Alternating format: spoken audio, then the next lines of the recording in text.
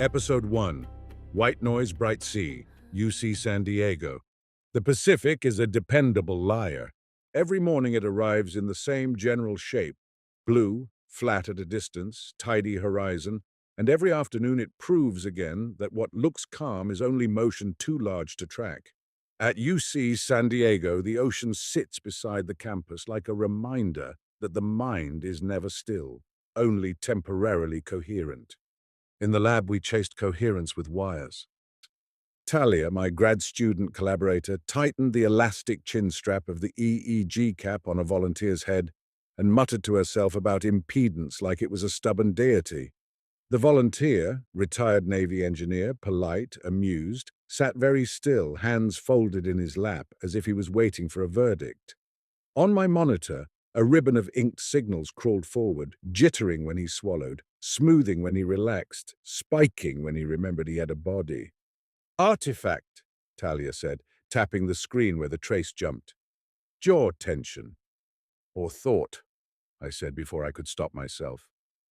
Talia gave me the look she reserved for two things: people who brought smoothies into the recording room and people who tried to make the data poetic. You've been reading those mystic books again, she said. I pretended to be offended. I'm broadening my interdisciplinary base. You're romanticizing noise, she said, and reached for the saline gel. I had no defense that didn't sound like confession. My official work, grant-sanctioned, peer-reviewed, respectable, sat in the fashionable borderland where neuroscience flirts with contemplative practice, attention networks, metacognition, the default mode network's habit of narrating an internal autobiography. We ran protocols where meditation practitioners watched their breath while we watched them watching. We turned their inner life into time series plots and looked for statistically significant quiet. And still, lately, the lab felt like a room built around a missing person. It started with an email that didn't belong in my inbox. I saw it during a lull between runs when the computer was processing and my mind, trained like a dog to patrol for tasks, had nothing immediate to chase. Subject, a map that isn't a map. From, an address made of numbers, a .org domain I didn't recognize. The message was short enough to be an insult. If you really study consciousness, you'll eventually have to meet it outside the lab. Cairo first. Ask for the woman who keeps the lanterns lit. Don't chase miracles. Chase honesty. S. No signature, no institutional affiliation, no link, no malware warning my brain could cling to like a flotation device. I stared at it too long, the way you stare at a stranger's face when something in it resembles someone you loved. Across the room, Dr. Sunita Iyer, my mentor, caught me staring and raised an eyebrow. She had the particular kind of calm that comes from surviving both academia and family expectations. When she walked, she did it as if she'd already accepted that the world would not rearrange itself for her convenience. Adrian, she said, you're making the same expression you made when you found out your first author paper needed major revisions. I swallowed. Worse, I said, and turned my laptop toward her. She read the email without expression, then she read it again, slower. Her gaze sharpened at the final line, as if it had weight. What did you click? She asked. Nothing. Good. She lowered the screen gently. And now what are you planning? I don't know, I admitted. That's the problem. It's like someone tossed a hook into my mind. Dr. Iyer studied me in silence long enough that my brain began inventing reasons. It could be a prank, I said. It could, she agreed. It could be a cult. It could, she agreed again, and the lack of reassurance made my skin prickle. I waited for her to say, delete it, ignore it, focus on your career. Instead, she sat on the edge of the desk, eyes on the EEG display like it was a landscape. You've been restless, she said. Your last draft reads like you're cross-examining yourself. I'm cross-examining the whole field, I muttered. Good, she paused. But don't confuse argument with living. I heard the click of a door opening behind us. Someone walked in with a messenger bag slung like armor and a smile sharp enough to cut paper. Miles Rowe. He'd been in my cohort in graduate school, a few steps behind me in publications. a few steps ahead in notoriety.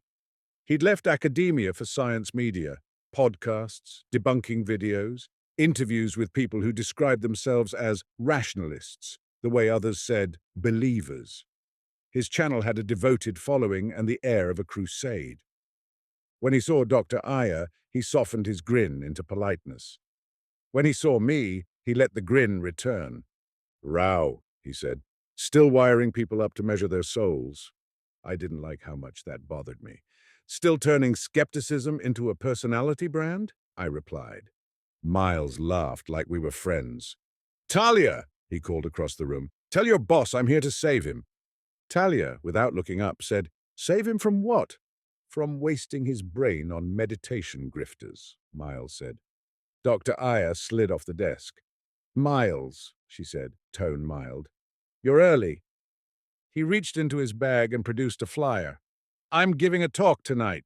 Neurotrash. How the wellness industry steals your mind. Come heckle me." His eyes flicked to my laptop screen to the email still open. "What's that?" he asked. "None of your business." Miles leaned closer anyway, reading fast. His grin faltered, not in fear, but in interest. "Cairo," he said softly.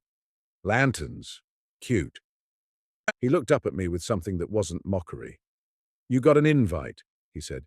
"From the universe, from some guru, from your own midlife crisis at 28. I closed the laptop.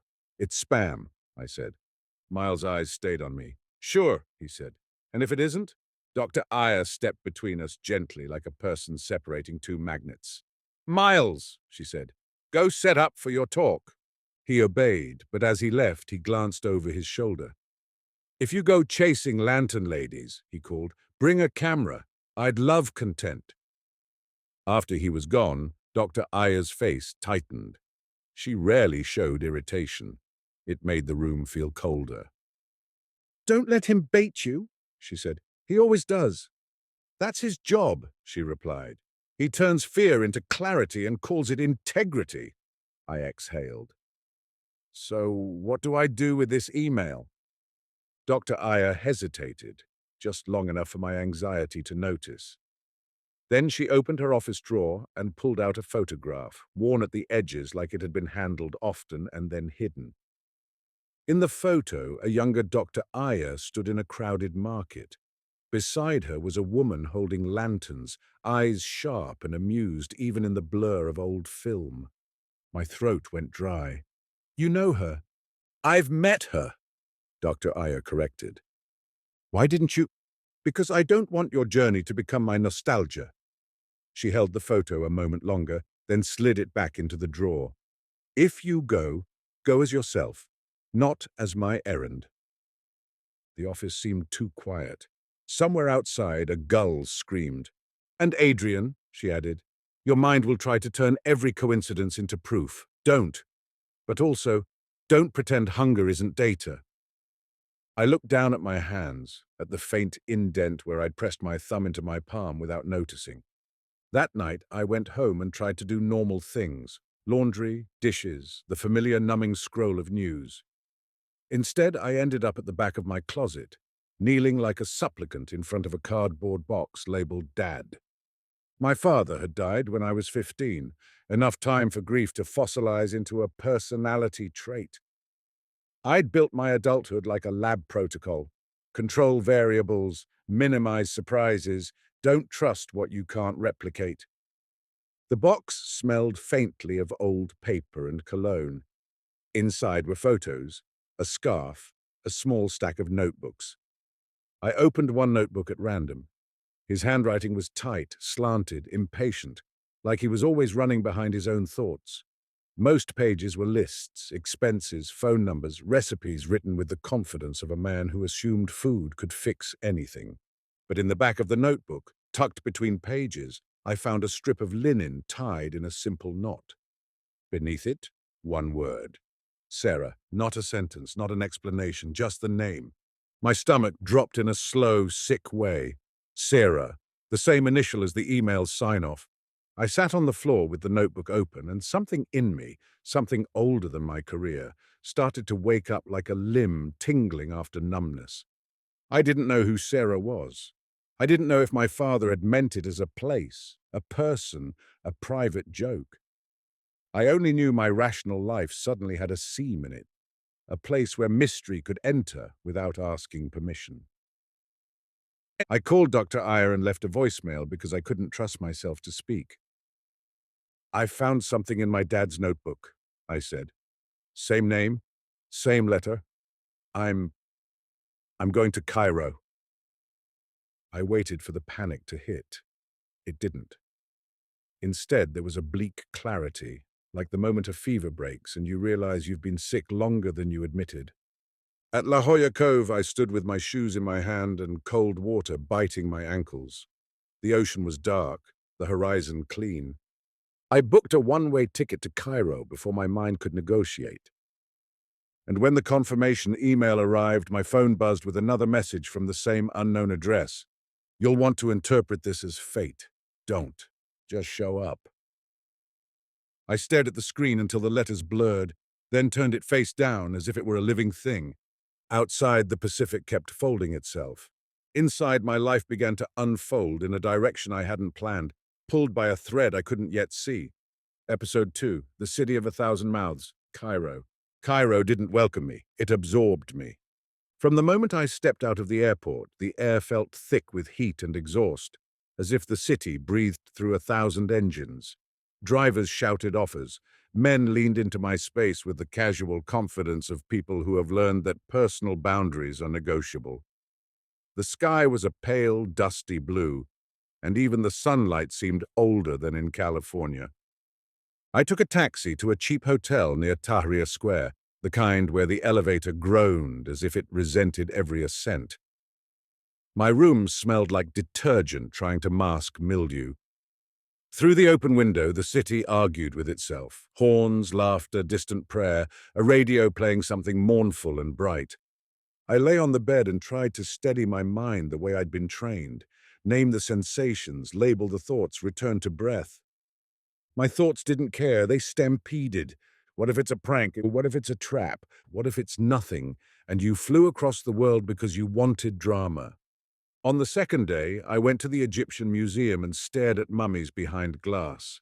The labels described dynasties, embalming techniques, causes of death. I expected awe. Instead, I felt a strange familiarity.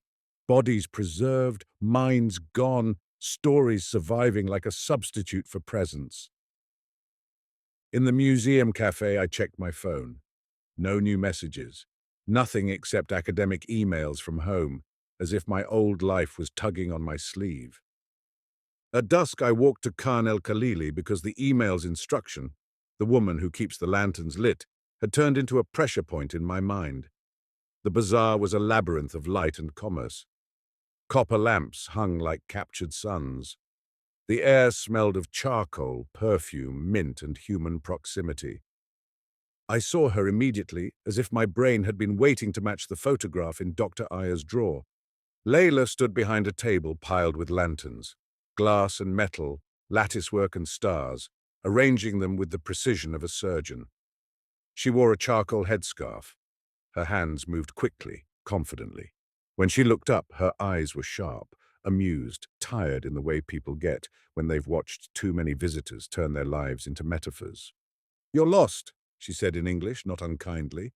"I'm looking," I corrected, and hated how small it sounded. She picked up a lantern and held it out. "Then hold this. If you drop it, you buy it." It was heavier than it looked, warm from her hands. The light inside wasn't mystical, it was practical, steady. "You keep the lanterns lit?" I tried. She smiled briefly. "Everyone keeps something lit. Sometimes it is anger, sometimes it is faith. Mine is business." "I got an email," I said, and immediately felt ridiculous. "Emails are wind," she said, "but wind can push a boat." She studied me like a person reading an untruth. "You're the brain man," she said. I stiffened. "How do you know that?" Layla shrugged. "Your eyes," she said. "They're always measuring. She nodded toward my wrist. You still wear your watch too tight, she added. Scientists do that. They like pressure. It reminds them they're real.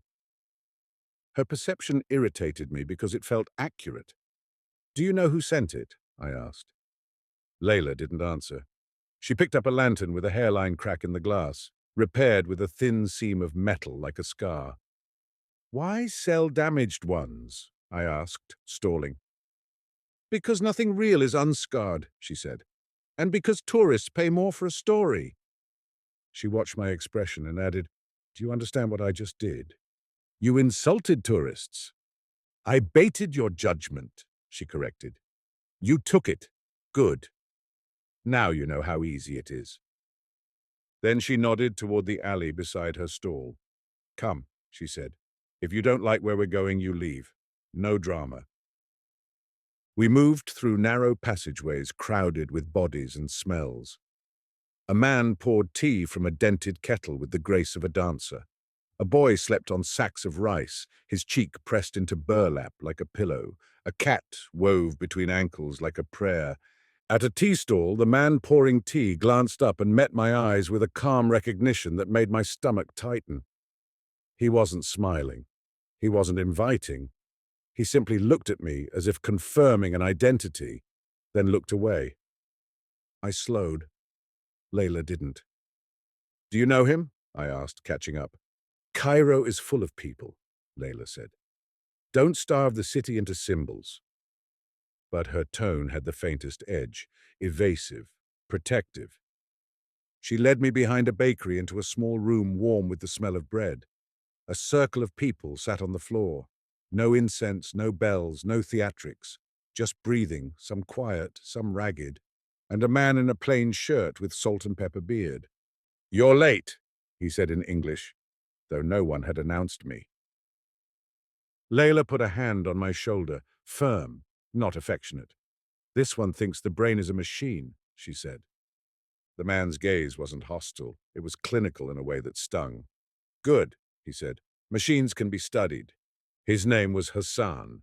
He didn't introduce himself with titles. He didn't talk about lineage. He started with posture. Spine up, he said. Not stiff, honest, like a tree that knows wind exists. He taught zikr, remembrance, without romantic language. Do not hypnotize yourself, he warned. Do not chase visions. Remembrance is to wash the inside of the mind, not to paint it. He offered a phrase. Some repeated the name of God in Arabic. When my hesitation showed, Hassan's eyes narrowed slightly. For you, he said, use this, the real, the real, the real. We began. Breath in phrase, breath out phrase, quietly, persistently, without force. My mind mocked it for the first 5 minutes. Too simple, too repetitive, too close to self-hypnosis. Then, 10 minutes in, something tired out, the inner narrator that always evaluated my performance. Thoughts still came, but they were less convincing. I felt a widening, a space behind thought that wasn't an idea. It was capacity. Hassan watched me and said softly, Your profession makes you allergic to surrender. I'm not surrendering, I whispered. You're bargaining, he corrected. You want results without vulnerability. The words hit me like a clean slap. After the session, people left quietly, as if the room were a place for cleaning rather than celebration. Layla handed me mint tea. Hassan stayed seated, eyes on me with the calm of someone who did not need my agreement. Why am I here? I asked him, because my mind needed a frame. Hassan tilted his head. Tell me, he said. To understand consciousness, I started. Hassan didn't move. He waited, patient as stone. I exhaled. To stop being at war with my mind, I said. Hassan nodded once. Better, he said. Outside, Layla walked me back through the bazaar. The lantern light threw patterned shadows on the walls. Her stride was brisk. Her attention, always sharp, kept checking corners like a person used to danger. Are you scared? I asked her suddenly. Layla laughed, short and dry. Of what? Of whatever this is, I said. She glanced at me sideways. You think mystery is a monster, she said. It isn't. Your own hunger is more dangerous. At a crossroads of alleys, she stopped and looked at me carefully. Listen, she said. You will meet people who sell you certainty. You will meet people who sell you fear. And you will meet people who sell you your own specialness. And you? I asked. Layla shrugged. I sell lanterns, she said. Then, after a pause, and sometimes I test whether someone can hold light without worshipping it. She reached under her scarf and pulled out a short loop of red thread. She tied it around my wrist, not tight, not loose. For what? I asked. So you remember you're connected, she said, whether you admit it or not. I slept poorly that night, the city shouting through the walls. Near dawn, my phone buzzed. A message from a new number. No name. Don't confuse illumination with heat. Some lights are cold. Layla. I stared at the message until my eyes stung. On my wrist, the red thread was a small, stubborn circle. The next evening, when I returned to Hassan's room, a familiar grin greeted me at the doorway. Miles Rowe. He stood there like a man who had arrived at a crime scene wearing curiosity as a badge. Well, he said softly, eyes bright. You weren't kidding. What are you doing here? I hissed. Miles spread his hands. Following a story, he said. Also, following you. You looked like you were about to join a cult, and I'm trying to be a good friend. I didn't tell you where I was going. He tapped his temple. You underestimate the internet, he said. Then, quieter. Also, you underestimate how predictable your longing is. Hassan looked at Miles with calm disinterest. You are welcome to sit, he said, but no performances. Miles smiled. I hate performances, he said, lying with ease. Layla appeared behind Miles like a shadow. Her eyes flicked over him with instant appraisal, not fear, not fascination, just assessment. Another brain man, she said flatly. Miles's grin widened. Lady with lanterns, he said. Love the brand. Layla's gaze didn't soften. I don't sell brands, she said. I sell light so I can eat. Miles opened his mouth, then, strangely, closed it. For the first time, I saw a flicker of uncertainty in him, as if Layla's bluntness had stepped around his defenses instead of striking them head-on. We sat. In the quiet, as the remembrance began, I felt the triangle forming, my cautious openness, Miles's armored skepticism, and the invisible thread pulling us both towards something none of us had named. Episode 3. The Desert's Small Voice, Wadi Natrun. Layla arranged my ride to Wadi Natrun like she was handling fragile cargo. Go, she said simply. Let your mind learn desert. Miles insisted on coming. Absolutely not, I told him in the hotel lobby. He sipped his coffee like it was a court proceeding. You think I'm going to let you wander into monasteries alone while anonymous emails guide your itinerary? He asked. Rao, I debunk spiritual fraud for a living. This is basically my Super Bowl. You don't even believe in any of it. Miles's eyes flickered. I believe in human gullibility, he said. Then, softer, almost to himself. And I believe in human pain. That's why they're easy targets. The taxi carried us out of Cairo's density into flat land, then into desert. The horizon widened until it felt like my mind had nowhere to hide. The air became cleaner, drier. Miles grew unusually quiet. Wadi Natrun's monasteries rose from the sand like stubborn fossils, walls sun-bleached, scarred, patient. A monk met us at the gate with polite reserve, Father Mina. He looked at Miles and me and said before we asked anything, I am not a miracle. I am a man who sweeps floors and prays. Miles smiled too brightly. We're not here for miracles, he said. We're here for anthropology. Father Mina's eyes moved to Miles' smile, then to his posture, then to his restless hands. Ah, he said, you are here to watch yourself watching. Miles stiffened. I'm here to observe. Father Mina nodded. Good. Observation is honest when it includes the observer. He took our phones without drama, holding out his palm like a man asking for keys at a pool. Miles hesitated longer than I did. I watched his thumb press the phone's edge, as if he were weighing the loss of his digital armor. You can't record, Father Mina said gently. I'm not, Miles began. Father Mina's eyes softened, almost amused. I know, he said. You are not planning to, but your hand still aches for it. That ache is your truth. Miles surrendered the phone with a tight jaw. Our rooms were bare, bed, jug of water, window framing sand and sky, no mirrors. The monastery schedule was indifferent to our identities. Before dawn, a bell rang. We gathered in a chapel where light entered through narrow slits, turning dust into slow snowfall. The chanting began, rough, steady, not designed to be beautiful. It felt like breath made communal. Father Mina taught the prayer of the heart with the simplicity of someone who has run out of interest in performance.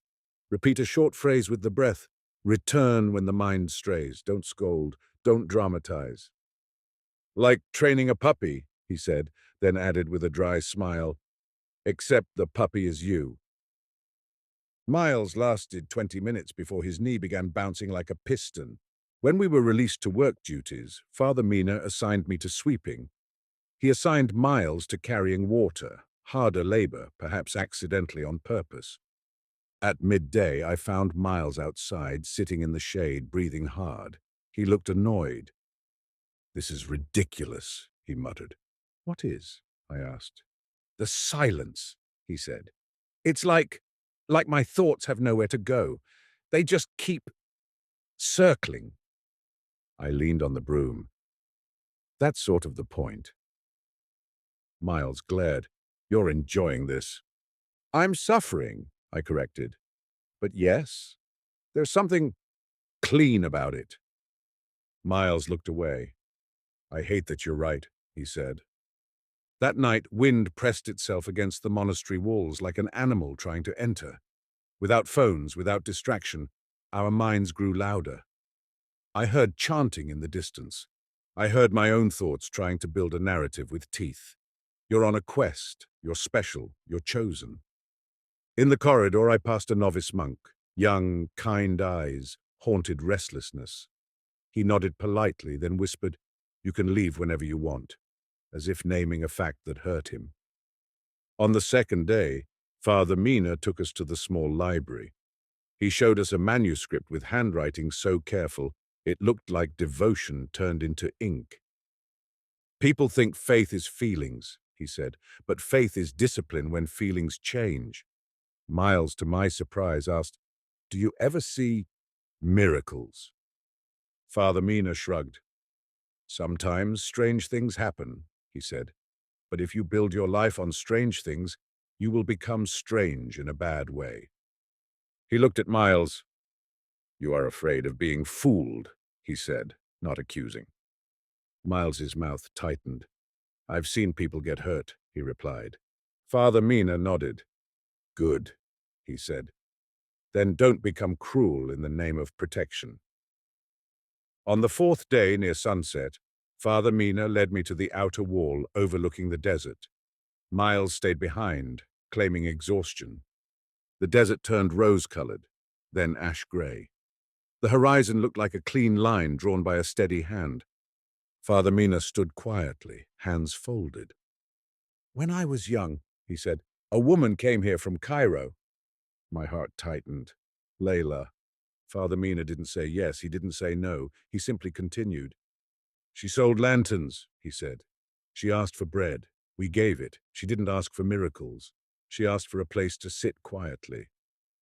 He looked at me. She told me monks can hide as efficiently as criminals, he said. I almost laughed. Did you argue? I was offended, Father Mina said simply.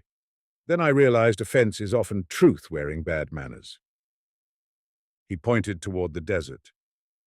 She said there is a thread across traditions, he continued. Not an organization, not a religion, a thread.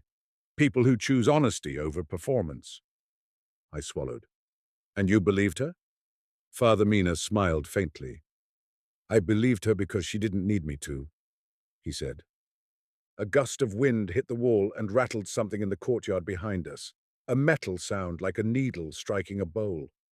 That night, when I returned to my room, something lay on my pillow, an old-fashioned needle threaded with a single strand of linen. No note, no explanation, just thread. I held it between my fingers, feeling the tiny weight of it, the quiet insistence. Across the hall, I heard Miles's door open. He stood in his doorway, holding the needle too. Our eyes met. You got one, he whispered, as if afraid to wake the monastery. I nodded. Miles' voice dropped. Okay, he said, the bravado stripped away. Now I'm officially unsettled. We stood there like two men holding the same evidence in a case neither of us understood. In the morning, Father Mina returned our phones. Notifications flooded in like insects. Among them was a single message from S. Desert teaches the small voice. Next. Movement. Don't worship stillness. Miles read it over my shoulder and laughed, but the laugh was thin. You're being guided, he said. Or manipulated, I replied. Miles' gaze sharpened. Same thing, depending on who holds the thread, he said. As we drove back toward Cairo, the desert widened behind us. I felt both cleaner and more exposed, like the monastery had scraped away protective layers I didn't know I wore, and the needle in my wallet felt less like an omen and more like a tool. Episode 4. The Turning City, Istanbul. Istanbul greeted me with motion. Even the water moved like it had opinions. The Bosphorus cut the city into continents and still refused to behave like a border. The smell of grilled fish near the bridge mixed with diesel and sea salt. Cats sat on steps like minor deities, accepting affection without believing it made them special. Miles and I arrived together, though we had begun moving through space differently. I walked like someone trying to listen. Miles walked like someone collecting evidence. We stayed in the same cheap hotel out of practicality, not closeness. At night I heard him typing, probably notes for his channel, maybe notes for his own sanity.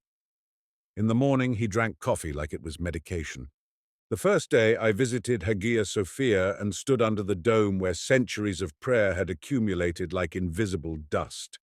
My mind tried to categorize Byzantine architecture, Ottoman alterations, political symbolism, until something quieter arrived, the sensation of scale, not grandeur, scale, human longing made visible in stone. Miles stood beside me, arms crossed. Impressive building, he said. Also a perfect illustration of how humans project meaning onto architecture. Everything is projection to you, I said. Miles smiled. Everything is projection to everyone, he corrected. I'm just honest about it. That evening we found Emre's studio above a carpet shop, tucked behind a narrow stairway that smelled of dust and wool.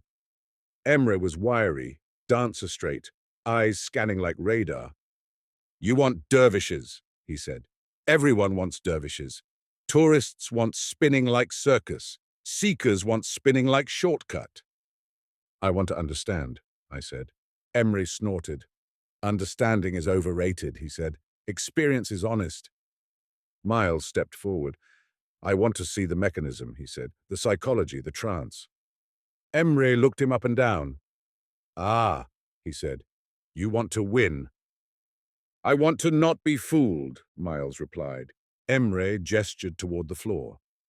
Then step onto it and see what you do when you're dizzy, he said. That's more honest than your ideology. An older teacher named Selim approached, lined face, humor in the eyes, posture like someone who had found the still point and refused to lose it. He looked at me and said, You're a scientist. How do you know? I asked. You keep staring at your own reactions like you're taking notes, he said, tapping his temple. Too much camera, not enough sky. Then he looked at Miles. And you, he said, are afraid of being humiliated. Miles's jaw tightened. I'm not afraid, he said. Selim smiled faintly. Good, he said. Then you can practice. He explained turning as alignment, center in the heart, body revolving around it. If you chase the spin, he said, you will fall. If you find the still point, the world turns around you. I thought of vestibular recalibration, semicircular canals, predictive coding, then let the analysis dissolve, like a hand unclenching. We practiced slowly. The room blurred. My stomach protested. Then, unexpectedly, my attention found something steady behind the sternum. Small, quiet, not an idea. The spin continued. The still point held. Afterward, sweating, dizzy, I sat against the wall with a grin I couldn't justify. Miles looked pale. "How was it?" I asked him. He swallowed. "Humiliating," he admitted. "Which is useful." Selim offered tea. "People come for ecstasy," he said. "But ecstasy is weather. It changes. Practice is learning to love even the ordinary." Outside, Istanbul's lights trembled on water like nervous impulses. The air was cooler. My body still felt the echo of turning in my bones. Miles and I walked across the Galata Bridge in silence. Fish vendors called out. Men leaned on railings, watching the water like it could answer something. Halfway across, I felt it again, the sensation of being watched. A man stood near the railing, plain coat, unremarkable face, stillness too clean. He looked out over the Bosphorus as if he were reading it. When I neared him, his eyes flicked to my wrist, to Layla's red thread, and then to my face. He nodded once.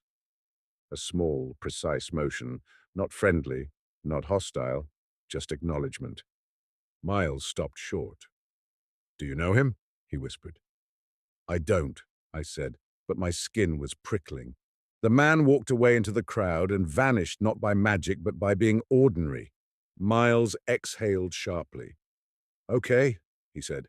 "Either you're being followed or you're projecting." "Both could be true," I said. Back in the hotel lobby, the clerk handed me an envelope. No return address. My name written neatly. Inside was a single sentence. "Movement teaches what silence hides." Next, "The man who ruins his own tricks." And beneath it, a small symbol drawn in ink, an oval loop like a piece of thread. Miles read it and scoffed. "Anonymous notes now," he said. "Classic cult behavior." But his eyes didn't look amused. They looked alert, hungry. "Why are you still here?"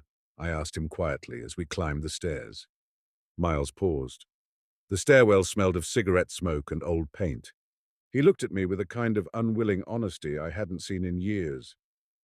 "Because," he said, "if this is real, it breaks my whole identity." "And if it's not real?" I asked. Miles' smile returned, brittle. "Then I get the best debunking story of my career," he said. He turned away, but I caught the truth under the performance. He wasn't only chasing content, he was chasing relief. The same hunger that brought me here, dressed in different clothes. That night I dreamed of a lantern, a needle, a spinning room, and a hand mending cloth in a place with cold air and quiet walls. When I woke, the red thread on my wrist felt tighter, not physically but meaningfully, as if the story had pulled one knot closer. Episode 5, Tricks, Truth, and Cappadocian Dust, Gurimi. The bus to Cappadocia left Istanbul before dawn, when the city was still half asleep, and the Bosphorus looked like a strip of dark silk. Miles sat beside me with his arms folded, chin tucked, pretending he wasn't tired. He'd been pretending a lot lately, pretending he wasn't curious, pretending he wasn't rattled, pretending the thread on my wrist didn't bother him. I watched the city slide away through a fogged window and tried to settle my mind the way Hassan had taught me. Breath in, the real. Breath out, the real. The words felt like sandpaper against my skepticism, and yet they softened something in me, the way repeated rubbing softens a hard edge. Miles broke the silence an hour outside the city. "Let's be clear," he said, voice low. "I'm not on your quest." I didn't look at him. "Then what are you on?" "A field investigation," he said quickly. Anonymous emails, coded notes, a lantern merchant who knows your job, a monk who hands out threaded needles like party favors. This isn't spirituality, Rao. It's a system. A system for what? I asked. Miles' jaw worked. Influence, he said. Belief. Control. People always want control. I thought of Layla's hands arranging lanterns, hard-working, practical, of Hassan's insistence on washing rather than painting, of Father Mina's dry honesty. None of them felt like control, but my mind didn't want to argue with Miles. Arguing had become one of my oldest addictions. You might be right, I said. Miles turned toward me sharply, as if he'd expected a fight. You're not going to defend it? I don't know enough to defend anything, I said, and I'm tired of pretending I do. That made him look away. He stared out at the landscape, fields, low hills, long stretches of road that made the mind feel exposed. When we arrived in Gurram, the air smelled like dust and cold stone. The town itself looked ordinary enough. Small hotels, cafes, souvenir shops, tourists wearing hiking boots like costumes. But the landscape, Cappadocia's carved chimneys and ridges, made everything feel like a dream someone else had designed. At dawn, hot air balloons rose over the valleys like slow prayers, their burners flaring briefly like heartbeats. I stood outside with a paper cup of tea and watched them lift into the pale sky. Miles filmed them on his phone. Phones, I said. He lowered it a fraction. We're not in a monastery, he replied. You're addicted, I said quietly. He flashed his grin, but it didn't land. We're all addicted, he said. You're addicted to meaning. I'm addicted to proof. We found Halim the way you find certain people in old cities, not by address, but by drifting toward the silence behind the noise. A woman in a tea shop laughed at my question, then pointed up a narrow lane. A boy selling postcards said, "The old cave," as if there were only one. An elderly man sweeping dust from his doorstep nodded toward a low doorway cut into soft stone and said nothing. The doorway was low enough to force humility. Inside, the air was cool, smelling of tobacco, apples, and wool. A kettle whispered on a small stove. The walls were stone, honeycombed with alcoves. Old rugs softened the floor. It felt less like a home and more like a place carved to hide from drama. Halim sat on a cushion by a small table, mending something with needle and thread. He didn't look up when we entered. Miles cleared his throat in a way that announced his importance. Halim kept stitching. I waited. The silence felt like an invitation and a test. Finally, Halim lifted his eyes, dark, steady, amused in a tired way. He looked at me first, then at Miles. "Two brain men," he said in English. "One hungry, one angry." Miles laughed. "I'm neither," he said. Halim's mouth twitched. "Of course," he replied. "That's why you are both." He gestured toward the table. "Tea," he said. "Sit. If you break something, you buy it." Miles sat, annoyed that Halim hadn't asked his name. I sat and tried to let my attention settle into the room, the soft hiss of the kettle, the faint sweet rot of apples stored too long, the way the stone held cold like memory. Halim poured tea. His hands moved with quiet efficiency, no wasted gesture. "You're the brain man from the sea," he said to me. I stiffened. "How do you—" Halim held up a hand. "Don't ask," he said. "Your mind will turn it into a puzzle so it doesn't have to be present." Miles snorted. "Classic," he muttered. "Mystery as defense." Halim's eyes cut to Miles. "And cynicism as defense," he replied. "Everyone wears armor. Yours is just louder." Miles's face flushed. "I'm not cynical," he said. "I'm careful." Halim nodded as if granting a small concession. "Careful is good," he said. "Careful can also be cowardice dressed as virtue." Miles leaned forward. "Are you part of the people sending anonymous messages?" he asked. "Because if you are, I'd like to know why." Halim sipped his tea and watched Miles like he was watching a child trying to intimidate a mountain. "You want the mechanism," Halim said. "You always want the mechanism." "I want truth," Miles insisted. Truth is not a mechanism, Halim replied. Truth is what remains when your mechanisms fail. He looked at me. You came because you're tired, he said. Not of science, of your mind. I felt heat rise in my face. I hated being seen. I also craved it. Halim reached into a pocket and produced a coin.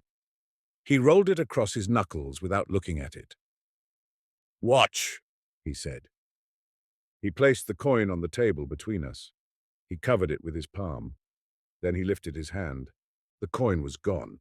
Miles smiled, triumphant. Palmed, he said instantly. Classic vanish. You want me to tell you the grip? Halim nodded. Tell me, he said. Miles explained with confidence. Thumb palm, finger palm, misdirection. He sounded like a man reciting scripture. Halim listened patiently, then asked, Are you sure? Miles's grin widened. Yes, he said. Absolutely. Halim snapped his fingers. The coin appeared, soft clink, on the stone floor behind Miles's heel. Miles froze. His smile slipped. He looked down, then up. That's, he began, improbable. Halim finished gently. Not impossible. Miles' eyes narrowed. How? He demanded. Halim shrugged. You see, he said. Already your mind is building a cage out of explanation.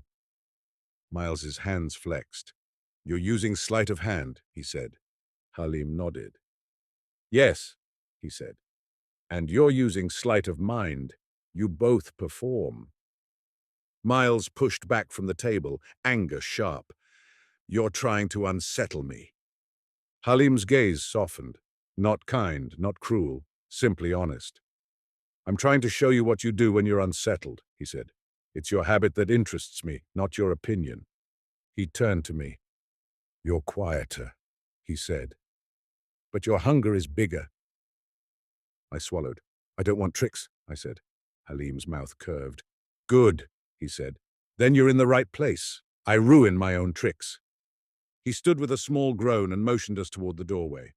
Walk, he said. The valley teaches better than tea. We followed him out into the morning light. The air was crisp. The rock formations rose around us like frozen smoke. Tourists were scattered along paths, voices bright, cameras clicking. Halim walked as if none of it mattered. He led us into a quieter side valley where the wind moved through dry grasses with a sound like whispered argument. In the distance, balloons drifted. Halim stopped and pointed to a small cave chapel carved into rock. Inside, faded frescoes clung to stone, saints with large eyes, halos chipped by time. People painted heaven because life was hard, Halim said. Now life is easier and minds are still hard.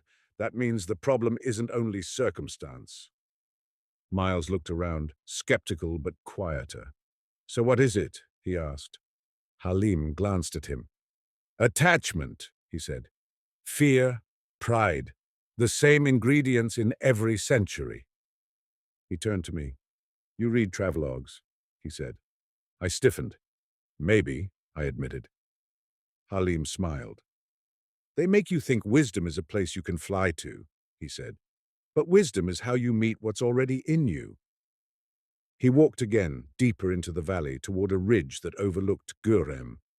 When he spoke, his voice carried the dry humor of someone who has watched seekers repeat the same mistakes with different clothes. Layla sent you, he said casually. My chest tightened. She didn't say she sent me. She never says she sends, Halim replied.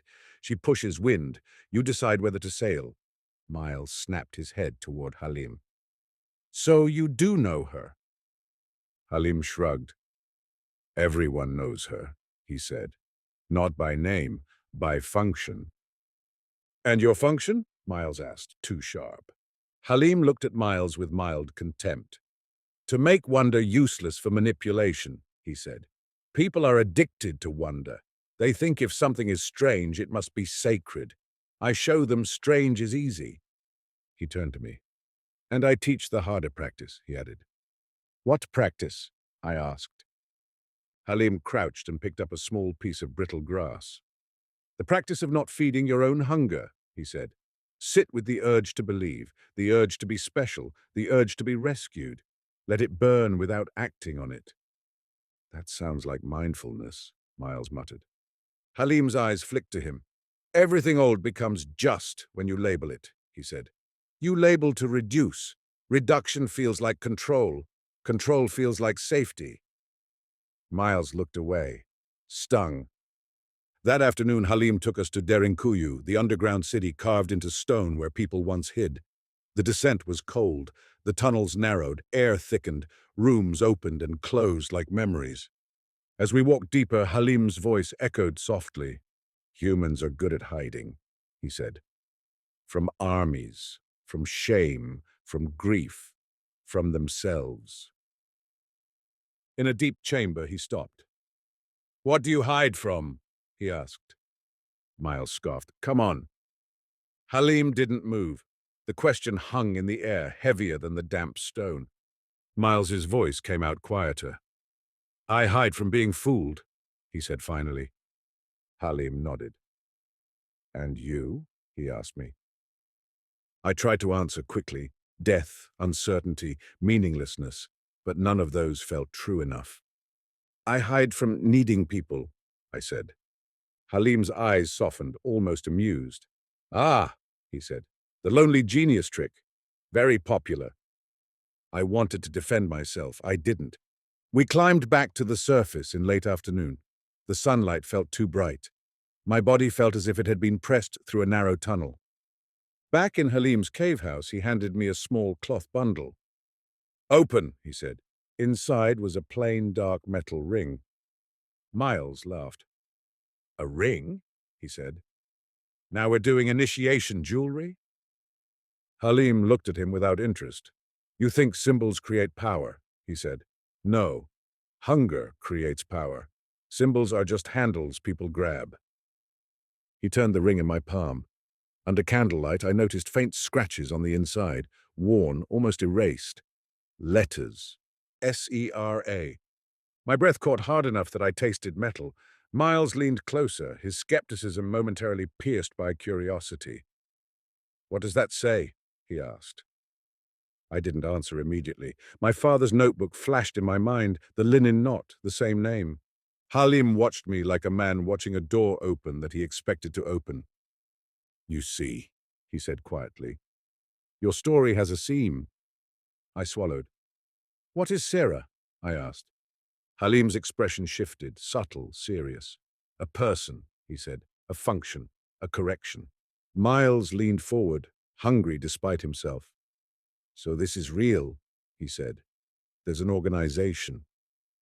Halim laughed, soft, humorless. That's what your mind wants, he said. An organization because organizations are legible. They let you fight or join, but a thread isn't a building. He reached for the threaded needle on his table and held it up. Thread connects, he said. Needle pierces. Both are needed. He looked at Miles. Some people in the thread want to become a rope, he said. They want to pull crowds. They call it protection. Sometimes it becomes control. Miles's eyes sharpened. So there's conflict. Halim nodded. Yes, he said. Quiet people always have conflict. They just don't advertise it. He handed Miles a coin and said, If you want to debunk us, debunk your own hunger first. It's the strongest illusion you'll ever meet. Miles opened his mouth, then closed it.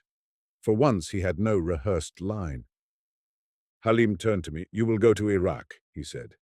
Then Iran. You will meet Parvin. How do you... Halim lifted a hand. Don't ask, he said again. Your mind will make a puzzle. Just listen. He placed a folded paper in my palm. For her, he said. I opened it. A short poem in Persian, with an English translation beneath in careful handwriting. The thread does not shine. It holds. My throat tightened. Who wrote this? I asked. Halim shrugged. A poet, he said. In Iran you will meet fire that doesn't consume. Don't get drunk on it. Miles stood, restless. You're just telling him where to go, he said, accusatory. You're guiding him. Halim's eyes went flat. We invite, he said. He chooses. Miles snorted. Invitation can be manipulation. Halim nodded. Yes, he said. And suspicion can be worship. He looked at Miles with unexpected clarity. Be careful, he said. Your skepticism is becoming your religion. Miles's face flushed, but he didn't argue. That night, as Miles and I walked back to our hotel under a sky crowded with stars, the air smelled of dust and smoke and distant cooking. My fingers kept touching the ring like a bruise. We passed a narrow alley. In the shadow near a wall stood the man from the bridge, plain coat, stillness too clean. He didn't approach. He didn't smile. He lifted 2 fingers to his own wrist, an absent bracelet gesture, then nodded once toward mine. Then he stepped back and vanished into the dark. Miles exhaled sharply. Okay, he whispered. Now I'm done calling it coincidence. I didn't feel triumphant. I felt watched, yes, but also held, like a net under a high wire. In my room, I sat on the bed and stared at the ring until the letters blurred. SERA. Outside, balloons drifted in my memory. Underground chambers held silence. Halim's words returned like a needle under skin. Truth is what remains when your mechanisms fail.